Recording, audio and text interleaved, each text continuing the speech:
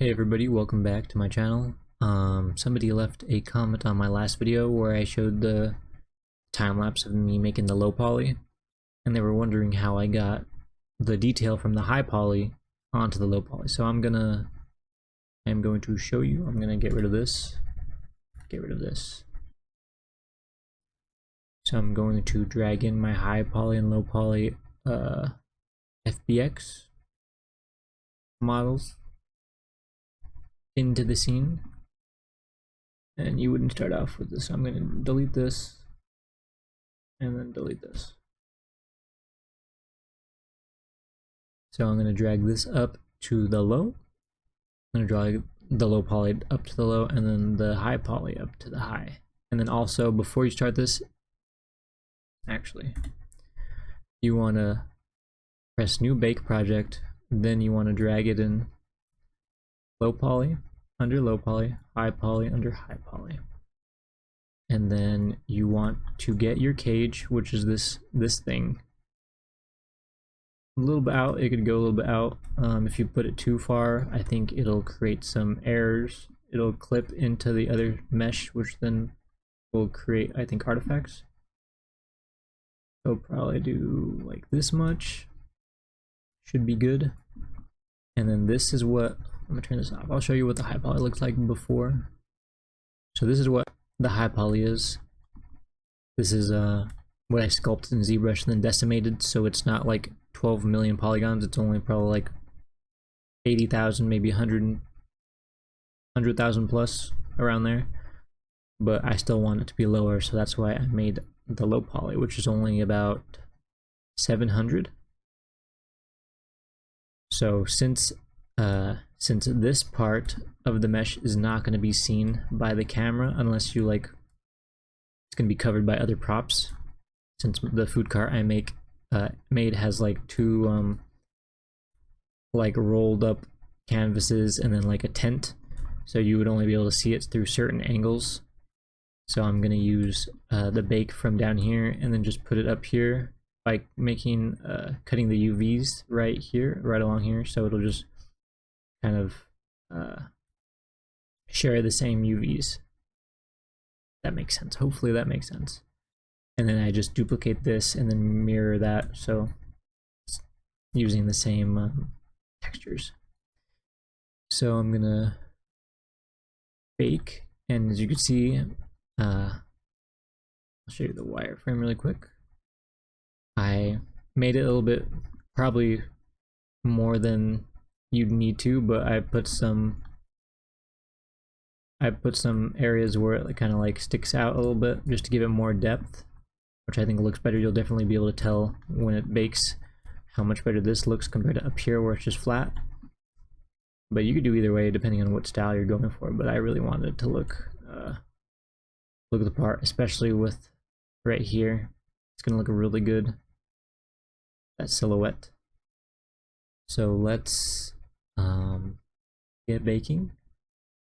So this is what I want here. I'm gonna go to bake project. I am going to put the samples up to 64, and I'm gonna put leaf soften all the way down, and then I'll do 32 bits. Padding would be moderate. You could change that if you want. I'm only gonna start doing the normals. So when you start with that, and if it looks good, then I'll bake everything else pretty much. You want to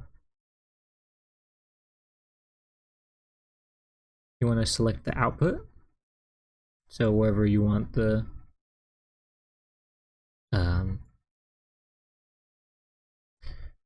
file to go to is where it's going to be. And then you're just going to bake. And that file is going to be in here. I'm just going to drag it from, see this? I'm going to just drag it onto the, over here. This actually up here. That's where it's normal. I'm going to drag the normal over here. Look at that. Looks beautiful.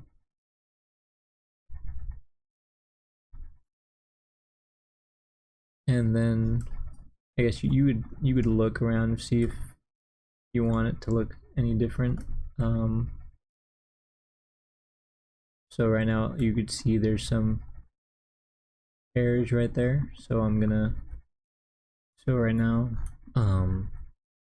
this is being mirrored from the bottom right here. As you can see this is the same plank as here. So that's why we're getting this, because my UVs probably aren't lined up as well as they should be. Or actually, it's down here. That's what the issue is. Okay. So it looks like the issue is from up here, but it's actually down here. So we want to paint, or we could move this in, no, move this out, and then we'll paint skew, not that, paint offset.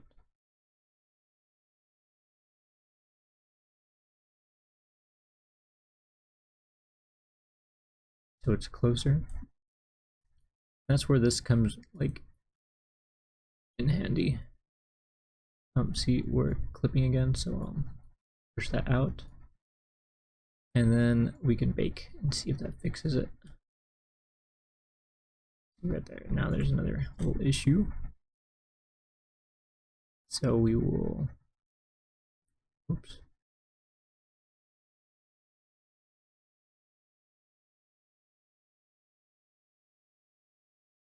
And now we'll bake again.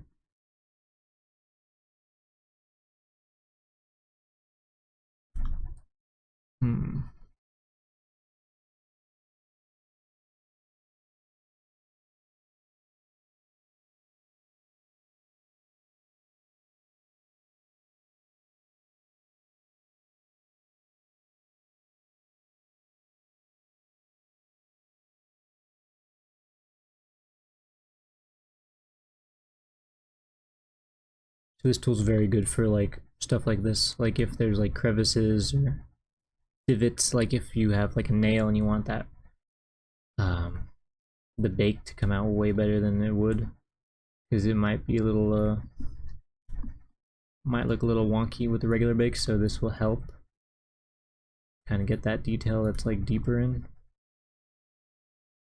So just playing around with it mostly. Okay, let's bake again and see how that works. See how that looks. Kind of fixed it, kind of didn't. Let's see, what is the...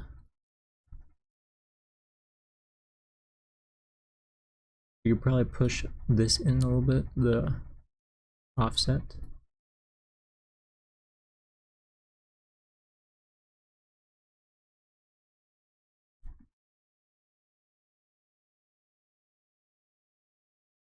And then we'll bake.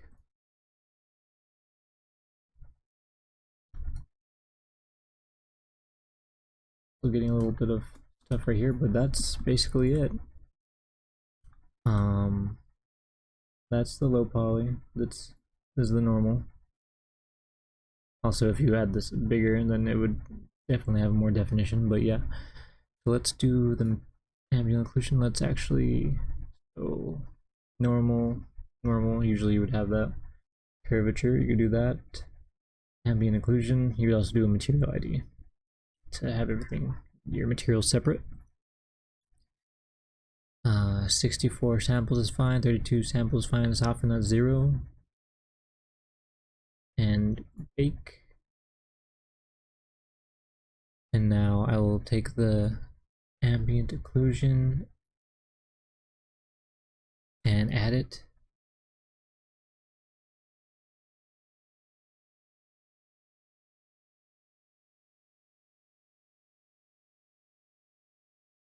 To give us a little bit more detail, more depth. You could also make it darker than that.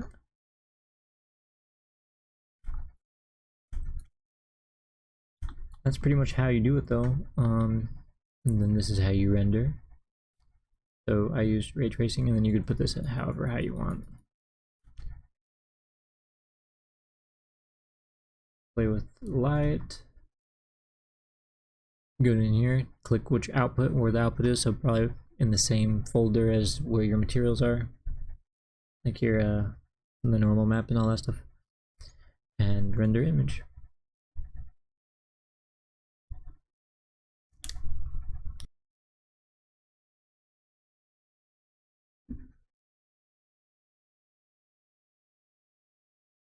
And here it is. Obviously, you would have to play with it a little bit more. Fix certain areas, like right here. But that's just fiddling around with the offset and the skew, and then some of the parameters. And that's basically how you do it. I'll show you a comparison. So this is the high. I'll turn this off so you can see.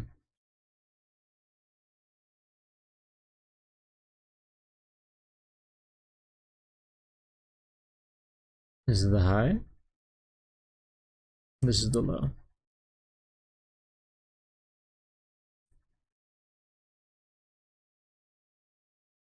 See how I got that detail up here? Even though it's pretty flat, it still does pretty well at that detail. Probably turn this down a little bit. Yeah, but that's basically how you bake your high poly down to your low poly. And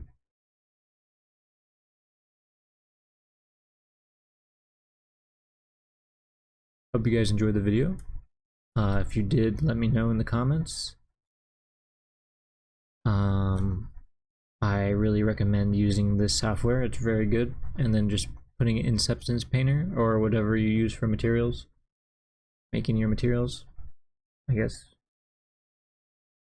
I just think it's way better at control with the cage and with certain things. And just easier. You don't have to go back into the software and then like redo parts of the low poly and then bring it back in, since you have so much control over the cage and the offset and the skew.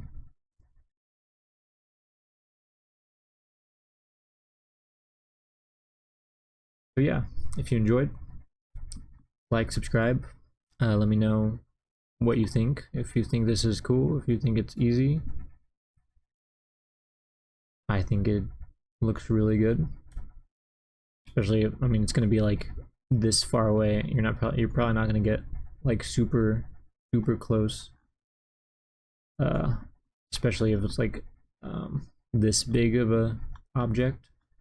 So you won't really get too close. I mean, unless you just decide to take close-up shots. But if this is in a game, you could probably get away with some little errors, like up here, like right here. Fix this. I want to fix it right now, actually. Let me fix it really quick. Wrong way. Okay, let's see if that does it. We'll bake again. Look at that. Fixed it right up. See how easy that was? Okay. Thank you guys for watching. See you guys later. Goodbye.